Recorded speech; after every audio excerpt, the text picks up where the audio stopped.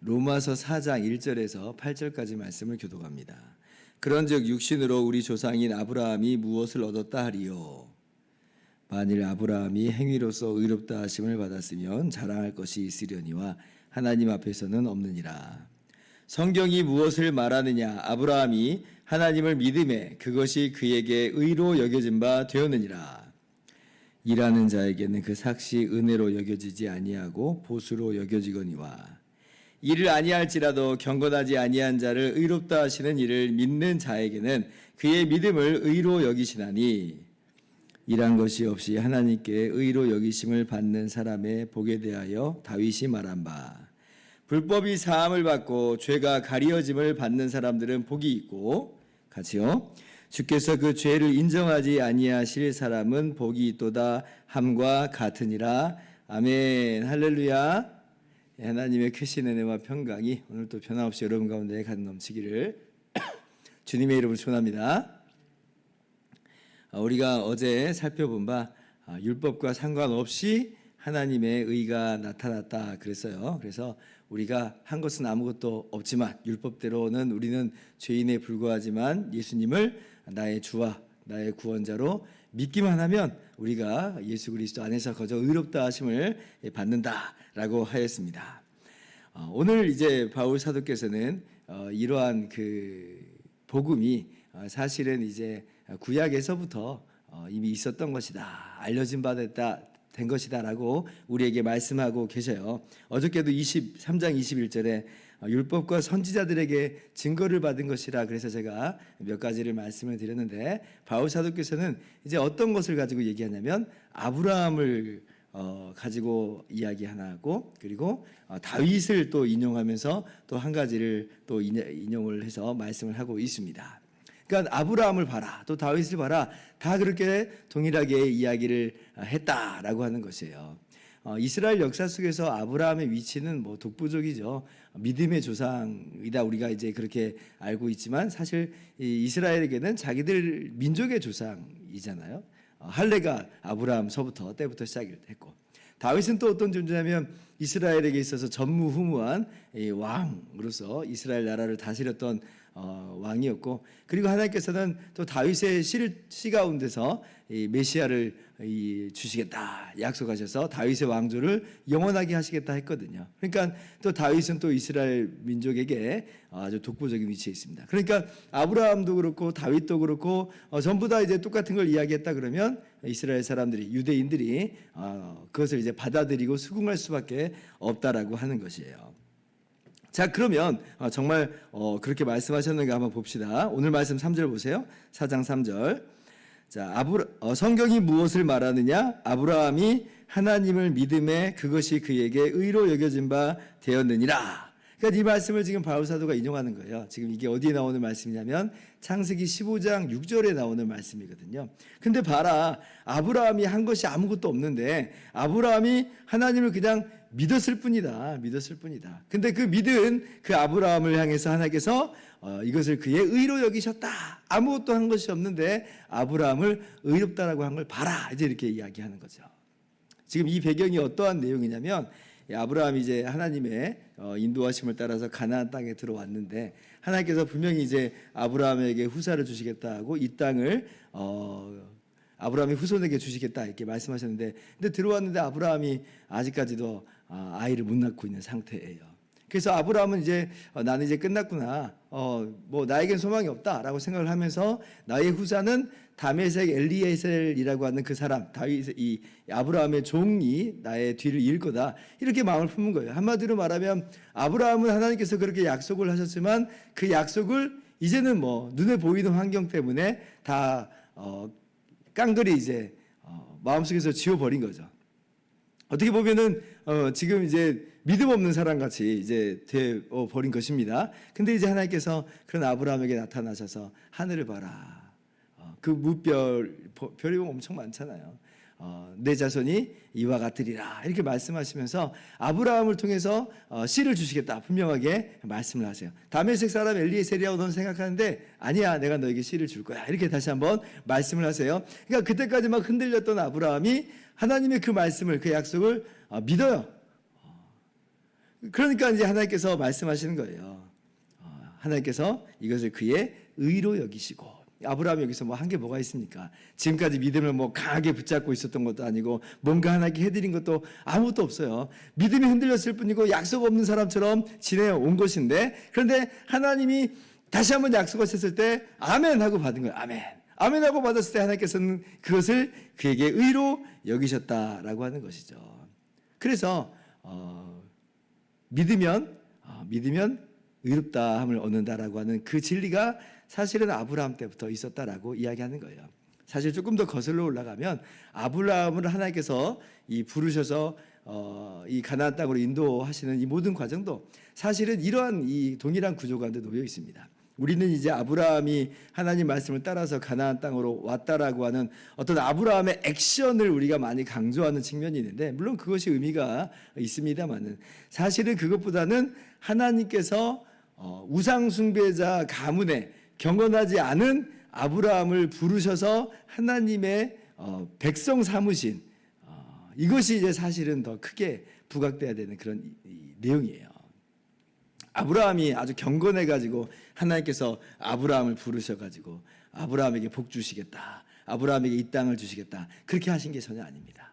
우리가 오해하는 게 있는데 아브라함이 정말 대단해서 하나님의 부르심을 받은 게 아니에요. 오히려 이 여호수아 24장 2절 3절 말씀 보면 아브라함은 그 아버지 데라의 우상 숭배를 따라서 함께 우상 숭배를 한 그러한 가문의 사람으로서 그려져 있습니다. 제가 한번 가져가 봤어요. 여호수아 24장 2절 3절 이스라엘의 하나님 여호와께서 이같이 말씀하시기를 옛적에 너희의 조상들 곧 아브라함의 하나님 나홀의 아버지 데라가 강 저쪽에 거주하여 다른 신들을 섬겼으나 내가 너희의 조상 아브라함을 강 저쪽에서 이끌어내어 가나안 온 땅에 두루 행하게 하고 그의 씨를 번성하게 하려고 그에게 이삭을 주었으며. 그래요. 조상들 그러니까 데라, 아브라함의 아버지인 데라와 그 모든 자녀들이 사실은 함께 우상 숭배하는 그런 상황 가운데 있었다는 걸 우리가 알 수가 있는 거예요. 근데 거기서 끄집어내신 거예요. 그러면 아브라함이 그렇게 하나님의 부르심 받을 만한 뭐가 있었다는 얘기냐? 전혀 없었다는 얘기거든요. 사실 경건하지 않은 자는 하나님의 진노 아래 있는 것인데, 율법을 따라서 죄인이요 하나님의 의의 심판을 받아야 되는 것인데, 그러나 하나님이 경건하지 않은 자를 불러다가 하나님의 백성 삼아 버리신 거예요. 이 과정이 바로 믿으면 의롭다 하시는 바로 그 구조하고 똑같은 거죠. 그것이 창세기 15장에 다시 한번 반복돼서 확인돼 나온 것이고요. 그리고 그 복음이 사실은 예수 그리스도를 믿는 자를 거저 의롭다 하시는 바로 이 복음에 대한 그림자와 예표의 모습이었다라고 하는 것이죠. 그래서 우리는 확신을 하는 겁니다. 그렇구나. 우리가 일한 것은 아무것도 없는데 우리가 뭔가를 했으면 하나님이 그러실 만해 라고 하면서 보수처럼 생각하겠는데 전혀 그런 게 없는 거예요. 우리는 일한 게 없어요. 우리는 한 것이 아무것도 없어요. 우리는 오히려 불경건한 자들이에요. 불의로 우리의 삶이 점철되어 있습니다. 하나님의 진노를 받기 마땅한 사람인데, 그러나 예수님을 나의 주와 구주로 믿었을 때 하나님은 그런 우리를 뭐라고 말씀하세요? 의롭다 하시는 거예요. 의롭다. 기가 막히죠. 그래서 은혜인 거예요. 자격 없는 자에게 거저 주시는 하나님의 호의. 우리가 그러한 하나님의 은혜를 받았다는 것을 확신하시기 바랍니다. 그리고 두 번째 이제 바울 사도께서 누구에 대해서 이야기해요? 다윗도 그렇게 얘기했다는 거예요. 다윗도 6절 이하를 보시면 일한 것이 없이 하나님께 의로 여기심을 받은 사람의 복에 대하여 다윗이 말한 바 불법이 사함을 받고 죄가 가리워짐을 받는 사람들은 복이 있고 주께서 그 죄를 인정하지 아니하실 사람은 복이 있도다 함과 같으니라. 깜짝 놀라죠. 지금 모세를 통해서 율법이 주어진 이후로는 사람들이 전부 다 뭔가 경건하고 정말 뭔가를 어떤 선한 일을 한 사람만 하나님께서 의롭다 여기실 거라 이렇게 생각을 했어요. 죄인들은 하나님께서 절대로 돌아보지 않고 하나님의 심판날이 있다 이렇게 생각을 했습니다. 그런데 지금 놀라운 이 비밀을 이야기하는 거예요. 정말 복받은 사람들이 있는데 그 사람들은 어떤 사람들이냐? 불법이 용서함 받은 사람들이다. 죄가 가리워진 사람들이다. 주께서 그 죄를 인정하지 않는 사람들이 이 복받은 사람들이라는 거예요.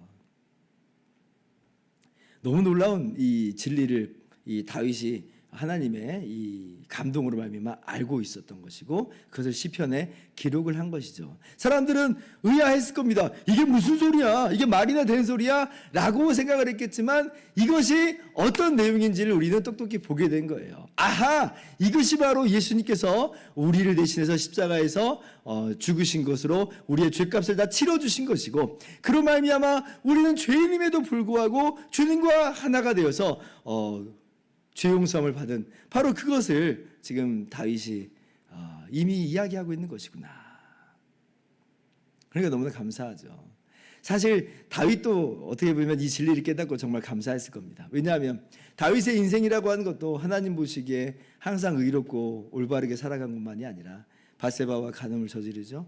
그리고 밧세바의 아내 남편인 우리아를 또 살해하는 이제 그런 끔찍한 죄악을 저질렀잖아요. 그러니까 율법을 따라서는 다윗도 사실 살인자요 간음자로서 사형수입니다. 죽어마땅한 사람이에요.